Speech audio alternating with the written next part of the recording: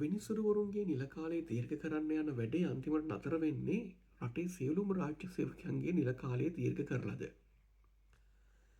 ඒ වගේම තමයි නාමල් රාජපක්ෂ කියන විදිහට මේ විනිසුරුවරුන්ගේ නිල කාලය දීර්ඝ කරන්න නම් ජනමත විචාරණයක් ඕනෙමද? අද මේ ගැන කතා බහ කරමු. අයිබෝවන්, අපි අදත් කතා බහට එකතු වෙන්නයි සූදානම් වෙන්නේ. අද ජූලි මාසයේ 28 වෙනිදා අඟහරුවාදා. අද අපි කතා කරන්න මූලික වශයෙන්ම තීරණය කරගත්තේ මේ ආධිකරණ විනිසුරුවරුන්ගේ නිල කාලය දීර්ඝ කිරීම සම්බන්ධයෙන්. මොකද ඊ දවසේදී කැබිනට් මණ්ඩලයට මේ සම්බන්ධයෙන් යෝජනාව ඉදිරිපත් කළා. ඒ අනුව ඒක කැබිනට් මණ්ඩලය අනුමත කළා.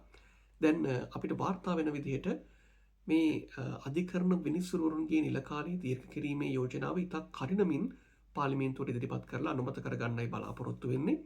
ඒ අනුව ඔක්තෝබර් මාසයට පෙර මේ යෝජනාව පාර්ලිමේන්තුවට ඉදිරිපත් කිරීමට ආණ්ඩුව පැත්තෙන් සැලසුම් කරමින් තිබෙනවා කියලත් අපිට ආරංචි මාර්ග සඳහන් කරනවා.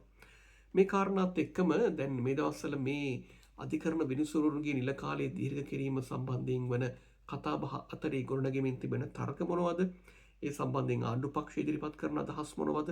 ඒ සම්බන්ධයෙන් විපක්ෂය ඇතුළු අනෙකුත් වෘත්තීය සංවිධාන මේ ආදී වූ කණ්ඩායම් ඉදිරිපත් කරන අදහස් මොනවද? මේ සියලු කාරණා පිළිබඳව මධ්‍යස්ථ තැනක ඉඳලා කතා බහ ගොඩනගා ගන්නයි අපි අද සූදානම් වෙන්නේ. අපි ආරාධනා කරනවා ඔබටත් අපේ නාලිකාව සබ්ස්ක්‍රයිබ් කරලා අපිත් එක්ක එකතු වෙන්න මේ කතා බහට කියලා. අභ්‍යන්තර දේශපාලන ආරංචි මාර්ග සඳහන් කරන විදිහට දැනට ධූරයේ කටයුතු කරන අගවිනිසුරුවරයාගේ නිල කාලය මේ අවුරුද්දේ දෙසැම්බර් මාසේ 1 වෙනිදායින් අවසන් වෙන්න නියමිතයි.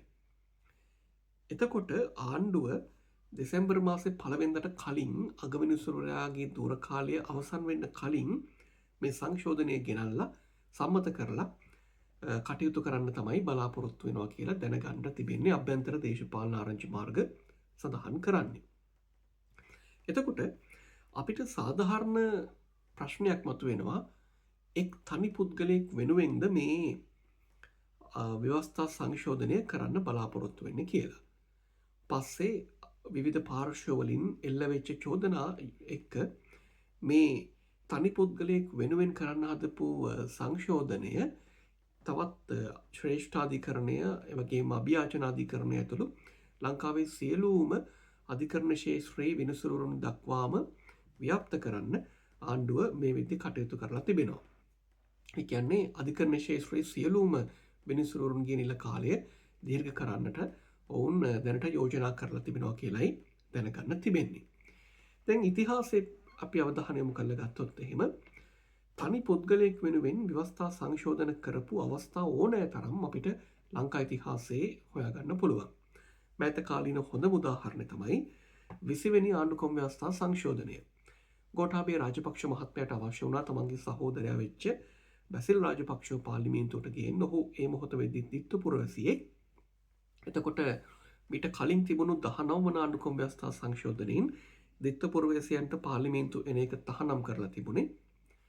20 වෙනි සංශෝධනය ගෙනල්ලා දිත්ත පුරවැසියන්ට පාර්ලිමේන්තු මන්ත්‍රී ධුර දරන්න පුළුවන් විදිහට සංශෝධනයක් ගෙනල්ලා බැසිල් රාජපක්ෂට පාර්ලිමේන්තු එන්න අවශ්‍ය පදනම ගෝඨාභය රාජපක්ෂ මහත්මයා හදලා දුන්නා. ඒ තනි පුද්ගලයෙක් වෙනුවෙන් තමයි ඒ ආණ්ඩුක්‍රම ව්‍යවස්ථා සංශෝධනය ගෙන ආවේ.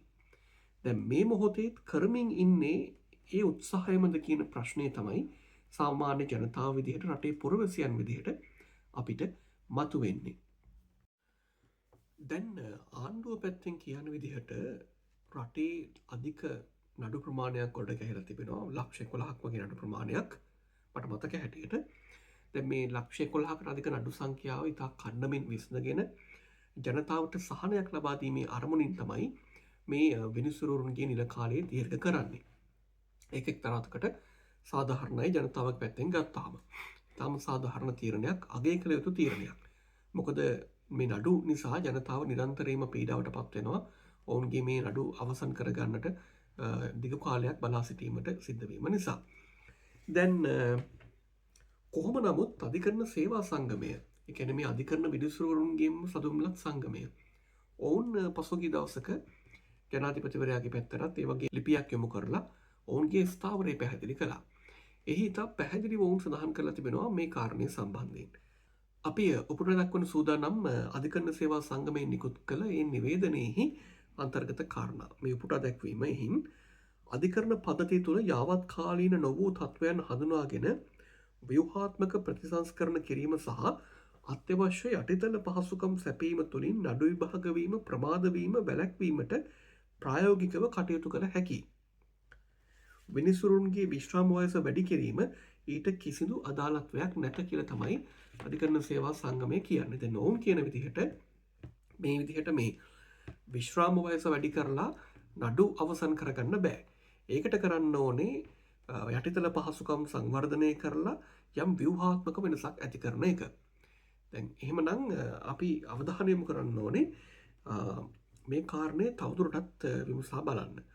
දැන් යම් හේයකින් මේ සංශෝධනය ගෙනල්ලා අධිකරණ ශේෂ්ත්‍රයේ වසර 2ක කාලයකට නිල කාලය වැඩි කරොත් මොකක්ද වෙන්නේ කියන එකත් අපි අවධානය යොමු කළ යුතුයි. දැන් මේ දිහා බලන් ඉඳලා රටේ අනිකුත් රාජ්‍ය සේවයේ අනිකුත් ශේෂ්ත්‍රයන් වලත් පුද්ගලයෝ නිල කාලය වැඩි කරන්න කියලා ඉල්ලීමක් කළොත් මොකක්ද වෙන්නේ? උදාහරණයක් විදිහට ගුරු වෘත්තිය, අධ්‍යාපන සේවය, රාජ්‍ය පරිපාලන සේවය ඇතුළු රජයේ අනිකුත් සේවකයොත් ඉල්ලුවොත් එහෙම ඔවුන්ටත් වසර 2ක කාලයක් ලබා දෙන්න කියලා ආණ්ඩුවට අනිවාර්යයෙන්ම ඒ තීරණයට හිස නමන්න සිද්ධ වෙනවා. මගේ අදහස. එතකොට රටේ යම් ආකාරයකට මේ හේතුවෙන් රාජ්‍ය සේවයේ බදවා ගැනීම වසර 2ක කාලයක් తాවකාලිකව අත්හිටවන්න සිද්ධ වෙනවා. වසර 2ක් රාජ්‍ය සේවයට කිසිදු බදවා ගැනීමකින් තොරව තමයි ආණ්ඩුවට ගමන යන්න වෙන්නේ. එතකොට දැන් තරුණියෝ විශාල ප්‍රමාණයක් බලාපොරොත්තුවෙන් ඉන්නවා රාජ්‍ය සේවයේ මේ තනතුරු වලට බැඳෙන්න. ඔවුන්ගේ එක් අතකට ඔවුන්ගේ අපේක්ෂා බංගත්වයට පත් වෙනවා. අනිත් පැත්තෙන් තාරුණ්‍ය අපේක්ෂා බංගත්වයට පත්වීම කියන එකම රටේ කටයුතු වලට ලොකු බාධාවක්. අපි දැක්ක පහුගිය කාලේ එහෙම අපේක්ෂා බංගත්වයට පත්වෙච්ච තාරුණ්‍ය නිසා රටේ අභිවෘද්ධියට සිදුවුණු බලපෑම ඕනතරම් අපිට ඉතිහාසයේ දකින්න පුළුවන් උදාහරණ ඕනතරම් තිබෙනවා. දැන් එහෙම ගත්තාම එක්තරා අතකින් බුද්ධි ගණනය වැඩි වෙන්න පුළුවන්. තරුණියෝ අපේක්ෂා බංගත්වය නිසා රට හැර යනවා. අනිත් පැත්තෙන් තරුණ ශ්‍රමය රටේ ආර්ථිකයට දායක කරගන්න හැකියාවක් ලැබෙන්නේ. මෙවැනි ප්‍රශ්න ඉදිරියේදී මතුවෙන්න පුළුවන් මේ සංශෝධනය සිද්ධ වුණොත් එක්තරා ආකාරයකට. අනිත් පැත්තෙන් ගත්තාම දැන් ආණ්ඩුව කියන්නේ මේක සංශෝධනය කරන්න ජනතාවක පැත්තෙන් හිතලා කියලානේ. ඒ වගේම තමයි ආණ්ඩුව පැත්තෙන් ඉදිරිපත් වෙන තවත් ප්‍රධාන තර්කයක් තමයි ආයු කාලය මේ වෙද්දී ලංකාවේ වැඩි වෙලා තිබෙනවා. එහෙමනම් එතකොට විශාල පිරිසකට විශ්‍රාම වැටුප් ගෙවනවට වඩා අත්දැකීම් සහිත රාජ්‍ය නිලධාරීන්ගේ සේවය රාජ්‍ය සේවයට ලබා ගැනීම තුළින් වඩා ඵලදායී කාර්යක්ෂම රාජ්‍ය සේවයක් ලබා ගන්න පුළුවන් කියලා තමයි ආණ්ඩුව පැත්තෙන් ඉදිරිපත් කරන අතනික් තර්කයක් බවට පත් වෙලා තිබෙන්නේ. නිසා ඒකත් එක්තරා ආකාරයකට සාධාරණ හේතුවක් විදිහට අපිට සලකා බලන්න පුළුවන්. තර්ක දෙකක් තිබෙනවා. එනිසා අපි කැමති ඔබේ අදහසක් දැනගන්න. ඔබේ අදහසත් කමෙන්ට් එකක් විදිහට ඉදිරිපත් කරන්න. එතකොට අපිට පුළුවන් රටේ ජනතාව මොන වගේ අදහස්ද මේ සම්බන්ධයෙන් දරන්නේ කියන කාරණය ගැන යම් ආකාරයකට අදහසක් අවබෝධයක් ලබා ගන්න. දැන් මම පහුගිය දවසක දැක්කා නාමල් රාජපක්ෂ පාර්ලිමේන්තු මන්ත්‍රීවරයා කියනවා මේ සංශෝධනය ගෙනාවොත් අනිවාර්යයෙන්ම ජනමත විචාරණයකට යන්න වෙනවයි කියලා. මේ කාරණේ ගැන විමසා බලන්න වටිනවා. දැන් ආණ්ඩුක්‍රම ව්‍යවස්ථාවේ ඉතා පැහැදිලිව සඳහන් වෙනවා ජනමත විචාරණයකට තුඩු දෙන කරුණු මොනවාද කියන කාරණය ගැන. හොඳයි, ආණ්ඩුක්‍රම ව්‍යවස්ථාවේ 83 වගන්තියේ ඉතා පැහැදිලිව වගන්ති කිහිපයක් ආරක්ෂා කරලා තිබෙනවා. මේ වගන්ති සංශෝධනය කරනවා නම් ජනමත විචාරණයක් අත්‍යවශ්‍ය බව එහි සඳහන් කරලා තිබෙනවා. ඒ කියන්නේ ජනාධිපතිවත් පාර්ලිමේන්තුවත් කැමති වුණාට බෑ මේ වගන්ති සංශෝධනය කරන්න. අනිවාර්යෙන්ම ජනමත විචාරණයකට යා යුතුමයි. ජනතාවගේ මතය මේ සම්බන්ධයෙන් විමසා බැලිය යුතුමයි කියලා වගන්ති කිහිපයක් සඳහන් කරලා තිබෙනවා. අපි බලමු මේ වගන්ති මොනවද කියලා. අනුගම ව්‍යවස්ථාවේ පළවෙනි වගන්තිය ශ්‍රී ලංකාව නිදහස් ස්වෛරී ස්වාධීන ජනරාජ්‍යයක් බව මේක වෙනස් කරනවා නම් ජනමත විචාරණයකට යන්න ඕනේ. ඒ වගේම තමයි දෙවැනි වගන්තිය ශ්‍රී ලංකාව ඒකීය රාජ්‍යයක් බව. ඒ වගේම තුන්වෙනි වගන්තිය ශ්‍රී ලංකාවේ ජනතා පරමාධිපත්‍ය ජනතාව සතු බව. ඒ වගේම 6, 7, 8 කියන වගන්ති විශේෂයෙන් ජාතික තජය, ජාතික ගීය, ජාතික දිනය. දැන් මේ වගේ කාරණා වෙනස් කරනවා නම් අනිවාර්යයෙන්ම ජනමත විචාරණයකට යන්න ඕනේ. ඒ වගේම නවමන වගන්තියේ බෞද්ධාගම සහ බෞද්ධාගමට ප්‍රමුඛතාවය වෙනස් කිරීමට යම් කෙනෙක්ට අපේක්ෂාවක් තිබෙනවා නම් ඉදිරියේදී අනිවාර්යයෙන්ම ජනමත විචාරණයකට යා යුතුයි. ඒ වගේම තමයි 10 වෙනි වගන්තිය සිතීමේ හා හෘද සාක්ෂියෙහි හා ආගමික නිදහස කියන කාරණය. ඒ වගේම 11 වන වගන්තිය වද හිංසා සහ ක්‍රූර ලෙස අවමන් සහගත ලෙස සැලකීමෙන් නිදහස කියන කාරණය. ඒ වගේම 32 කියන වගන්ති ජනාධිපතිවරයාගේ දූර කාලය සහ පාර්ලිමේන්තුවේ දූර කාලය. දැන් මේවා වෙනස් කරනවා නම් අනිවාර්යයෙන්ම ජනමත විචාරණයකට යා යුතුයි කියලා තමයි ආණ්ඩුක්‍රම ව්‍යවස්ථාවේ 83 වගන්තියේ සඳහන් වෙන්නේ. දැන් මම අර කිව්ව වගන්ති වලට අමතරව යම් වගන්තියක් සංශෝධනය කරද්දී වුණත් ජනතා පරමාධිපත්‍යයට බලපෑමක් වෙනවා කියලා ශ්‍රේෂ්ඨාධිකරණයට හැඟී යනවා නම් අධිකරණයට පුළුවන් නියෝග කරන්න මේ සඳහා ජනමත විචාරණයක් මේ වගන්තිය සංශෝධනය කරන්න අවශ්‍යයි කියලා. රටේ ව්‍යවස්ථාදායකය විධායකය සහ අධිකරණය මේ ත්‍රිත්වයට බලය පවරන්නේ රටේ ජනතාව. ඒ කියන්නේ මේ ත්‍රිත්වයේම සැබෑ හිමිකරුවා බවට පත්වන්නේ රටේ පුරවැසියෝ ඔබ අපි. එතකොට ඔවුන් විසින් පවරා දෙන බලය තමයි මේ ආයතන ත්‍රිත්වය හරහා ක්‍රියාත්මක වෙන්නේ. දැන් මෙතනදී ආණ්ඩුක්‍රම ව්‍යවස්ථාවේ සඳහන් වෙන විදිහට අධිකරණයේ ස්වාධීනත්වය කියන කාරණයට අදාළව තමයි මේ වගන්තිය සම්බන්ධ වෙන්නේ. ආණ්ඩුක්‍රම ව්‍යවස්ථාවේ 107 වගන්තිය යටතේ ඉතා පැහැදිලිව අධිකරණයේ ස්වාධීනත්වය කියන ශීර්ෂය යටතේ පැහැදිලිව සඳහන් කරලා තිබෙනවා අධිකරණ විනිසුරුවන්ගේ නිල කාලය පිළිබඳව. එතකොට එක්තරා ආකාරයකට අර ජනතාව විසින් පවර්ලා දුන්නු අධිකරණයේ බලයට බලපෑමක් වෙනවා කියන පදනම මෙතනදී යම් ආකාරයකට ඉදිරිපත් කරන්න පුළුවන්. ඒ කොහොමද? ජනතාව විසින් තමයි රටේ අධිකරණයට නීති ක්‍රියාත්මක කරන්න බලය පවර්ලා තියෙන්නේ. එතකොට මේ වෙනස් කරන්න හදන්නේ රටේ අධිකරණයේ ජනතාව විසින් පවරා දුන්නු බලයට ඒ බලයේ ස්වාධීනතාවය තමයි මේ විනිසුරුවන්ගේ නිල කාලයේ දීර්ඝ කිරීම තුළින් වෙනස් කරන්න හදන්නේ කියලා යම් කෙනෙක්ට තර්ක කරන්න පුළුවන්. රටේ සැබෑ පරමාධිපත්‍ය බලය තිබෙන්නේ රටේ ජනතාව සතුව. මොකක්ද මේ පරමාධිපත්‍ය බලය කියන්නේ? ඒ කියන්නේ රටේ ජනතාව සතුව තිබෙන බලය තමයි විධායකයට, එහෙමත් නැත්නම් ජනාධිපතිවරයාට, එතකොට ව්‍යවස්ථාදායකයට, එහෙමත් නැත්නම් පාර්ලිමේන්තුවට සහ අධිකරණයට ලබා දීලා තිබෙන්නේ. ඒ කියන්නේ ලංකාවේ තිබෙන්නේ නියෝජිත ප්‍රජාතන්ත්‍රවාද ක්‍රමයක්. එතකොට මේ නියෝජිත ප්‍රජාතන්ත්‍රවාදයේ යටතේ අපි විසින් තෝරාපත් කරගන්නා නියෝජිතයන්ට අපි බලය පවරනවා. ඔවුන් විසින් පාර්ලිමේන්තුවේ මන්ත්‍රීවරු විදිහට කටයුතු කරලා අපේ බලය ක්‍රියාත්මක කරනවා. ජනාධිපතිවරයා ඔහුට ලබා දුන්න බලය පරිදි ඔහුගේ බලය ක්‍රියාත්මක කරනවා. ඒ වගේම අධිකරණය අපි ඍජුව තෝරාපත් කරගන්නේ නැති වුණත් අධිකරණයටත් අපි සාමාන්‍ය ජනතාව විදිහට අපේ පරමාධිපත්‍ය බලය ලබා දීලා තිබෙනවා.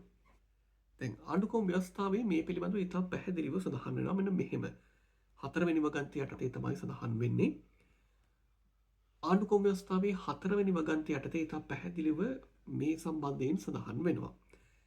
ජනතාවගේ අධිකරණ බලය පාර්ලිමේන්තුව විසින් ආණ්ඩුක්‍රම ව්‍යවස්ථාවෙන් ස්ථාපිත කරන ලද හෝ පිළිගෙන ඇති අධිකරණ විනිශ්චය මණ්ඩල සහ ආයතන මගින් ක්‍රියාත්මක කරනු ලැබේ. මේ පුටා ගත්තේ ආණ්ඩුක්‍රම ව්‍යවස්ථාවෙන්. එතකොට දැන් එක්තරා ආකාරයකට අපි දැන් අවධානය යොමු කරොත් මේ ගේන්න උත්සාහ කරන සංශෝධනය පිළිබඳව මෙතනදී ජනතා පරමාධිපත්‍ය බලය ක්‍රියාත්මක වන එක විදිහක් තමයි අධිකරණ ස්වාධීනත්වය. එහෙම නැත්නම් අධිකරණය කියලා කියන්නේ. ජනතාවගේ පරමාධිපත්‍ය බලය ක්‍රියාත්මක වන එක විදිහක් තමයි අධිකරණය. එතකොට දැන් අධිකරණ විනිසුරුවන්ගේ නිල කාලය දීර්ඝ කරන්න මේ ගේන ව්‍යවස්ථා සංශෝධනය හරහා ඍජුව අධිකරණයේ ස්වාධීනත්වයට තමයි බලපෑමක් එල්ල වෙන්නේ. ඇතැම් පාර්ශව කියන විදිහට අධිකරණයේ විනිසුරුවන්ගේ නිල කාලය දීර්ඝ කරන්න උත්සාහ කිරීමම අධිකරණයේ ස්වාධීනත්වයට තර්ජනයක්. ඒ මගින් අර කලින් කිව්ව ජනතාවගේ පරමාධිපත්‍ය බලයට තමයි බලපෑමක් එල්ල වෙන්නේ. මේ පදනම් මත අනිවාර්යයෙන්ම එක්තරා ආකාරයකට උසාවියේදී යම් පාර්ශවවලට තර්ක කරන්න හැකියාව තිබෙනවා. මේ ගෙන්න උත්සාහ කරන ව්‍යවස්ථා සංශෝධන ක්‍රියාවලිය මගින් ජනතාවගේ පරමාධිපත්‍යයට බලපෑමක් වෙනවයි කියලා. දැන් ඇත්ත වශයෙන්ම ශ්‍රී ලංකා නීතිඥ සංගමය වගේම අධිකරණ සේවා විනිසුරුවන්ගේ සංගමය මේ සංගම් තරයේ මේ සංශෝධනයට තමන්ගේ විරෝධතාවය ප්‍රකාශ කරලා තිබෙනවා. ඔවුන් ඍජුව කියන්නේ මේ හරහා අධිකරණයේ ස්වාධීනතාවයට දැඩි බලපෑමක් එල්ල වෙනවා කියලා. එතකොට ඔවුන් මේ ඉදිරිපත් කරන්නේ අර මම කලින් කිව්ව කාරණේ. ඒ කියන්නේ ආණ්ඩුක්‍රම ව්‍යවස්ථාවේ මගින් පවරා තිබෙන ජනතාව පරමාධිපත්‍ය බලයට මේ ආකාර ජනතාවගේ පරමාධිපත්‍ය බලයට තමයි මේ බලපෑම සිද්ධ වෙන්නේ. ඒ නිසා ඔවුන් අනිවාර්යෙන්ම මේ සම්බන්ධයෙන් ශ්‍රේෂ්ඨාධිකරණයට යාවි. ශ්‍රේෂ්ඨාධිකරණයේදී ඔවුන් තර්ක කරાવી මේ සංශෝධනය හරහා අධිකරණයේ ස්වාධීනත්වයට බලපෑමක් වෙනවා. අධිකරණයේ ස්වාධීනත්වයට බලපෑමක් වෙනවා කියන්නේ වක්‍රාකාරයෙන් ජනතා පරමාධිපත්‍යයට බලපෑමක් වෙනවා. ඒ නිසා මේ සඳහා ජනමත විචාරණයක් අවශ්‍යයි කියන මතය. කොහොම නමුත් අවසාන තීන්දුව තිබෙන්නේ ශ්‍රේෂ්ඨාධිකරණය සතුව. අපි බලමු ඉදිරියේදී දැන් හෙට දවසේදී ශ්‍රී ලංකා නීතිඥ සංගමයේ කැඳවලා තිබෙන ඔවුන්ගේ විශේෂ මහා සභා රැස්වීමක්. එහිදී ඉදිරි තීන්දුව తీරන ගැනීමට නියමිතයි. එතකොට අපි බලමු ඉදිරියේදී මේ සම්බන්ධයෙන් ඇතිවෙන තත්ත්වයන් මොනවද, වර්ධනය වන තත්ත්වයන් මොනවද කියන කාරණය. කොහොම නමුත් මගේ අදහස නම් දැනට පවතින තත්ත්වය අනුව මේ පනත් කෙටුම්පත සම්බන්ධයෙන් විශේෂයෙන් මේ විනිසුරුවරුන්ගේ නිල කාලය දීර්ඝ කිරීමට අදාළව ජනමත විචාරණයකට යාමට තරම් තත්ත්වයක් ඇති වෙන්නේ නැති කියන එක. විශේෂයෙන් මෙය පාර්ලිමේන්තුවේ 3/2ක බහුතර බලයෙන් සම්මත කරගන්න පුළුවන් කියන එකයි මගේ පුද්ගලික අදහස. මොකද මේ වෙද්දිත් පාර්ලිමේන්තුව තුළ ආණ්ඩුවට 3/2ක බලයක් තිබෙනවා. ඒ නිසා ඉතා පහසුවෙන් මෙය සම්මත කරගන්න පුළුවන් වේවි කියන එකයි මම පුද්ගලිකව විශ්වාස කරන්නේ.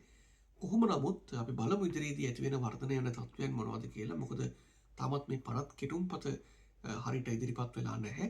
ඒ ආවට පස්සේ තමයි හරියටම බලන්න වෙන්නේ මොකක්ද මේ සංශෝධනයේ අපේක්ෂා කරන්න කියන කාරණය. ඒ වගේම තමයි තවත් වැදගත් තත්ත්වයක් තිබෙනවා. දැන් මේ අගවිනිසුරුවරයා ප්‍රමුඛ විනිසුරුවරුන්ගේ නිල කාලය දීර්ඝ කිරීමට අදාළ යෝජනාව පනත් කෙටුම්පත මේ සංශෝධනය අභියෝගයට ලක් කරමින් අවසානයේදී යන්න වෙන්නේ අගවිනිසුරුවරයා ප්‍රමුඛ ශ්‍රේෂ්ඨාධිකරණයටම තමයි. මේකත් එක්තරා ආකාරයක සුවිශේෂී තත්වයක්. එහෙමනම් අපි ඉදිරියේදී තවදුරටත් මේ ගැන කතා බහ කරන්න බලාපොරොත්තු වෙමින් අදට ඔබෙන් සමුගන්නවා.